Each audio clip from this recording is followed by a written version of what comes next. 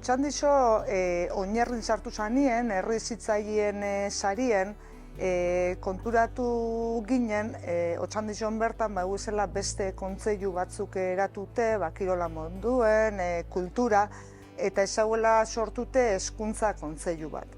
Orduen 2022 urtien urri partien elkartu ginen oinarriko arduradunegaz, eta ikusi gindun beharra hezkuntza kontseilu hori sortzeko.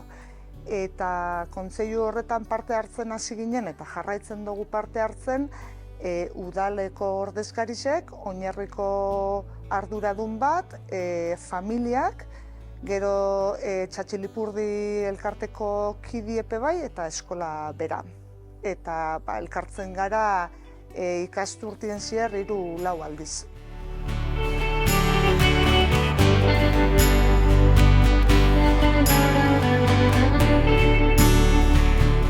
Hezkuntza kontseiluan ikusi gendun, aurrei eta nerabien beharrei erantzun behar zitzaiela.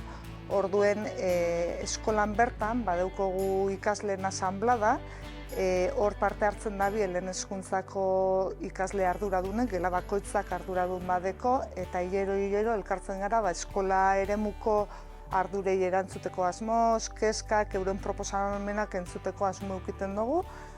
Eta orduen ikusi gendun umiek, ikasleek, eskolako ikasle be ardurazko eukite bezala herrizai begire. Eta orduen hezkuntza kontseilu horretan proposatu zen ikasturtien zierbe 3-4 aldiz elkartzie udaleko arduradun batekin, kasu honetan egoitz dela arduradun hori, eta orduen elkartzen gara, eta erdi mailan horrek umiek dekezan kezkak edo proposamenak eta bertan egiten dira, bertan emoten dira bai.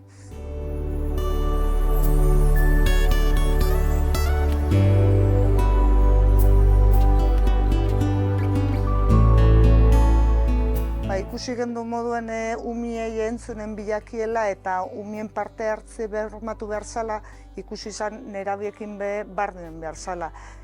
Otxandixok pasetan da, umiek 6. mailara arte dauzela eskolan, da gero DBH-ekin joaten dizela edo normalin jurrotara edo Gasteiz-erantza.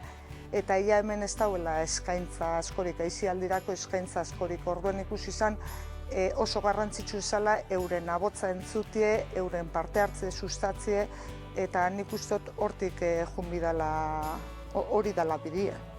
Eurek entzutie eta eure deki esan behar izanak erantzutie.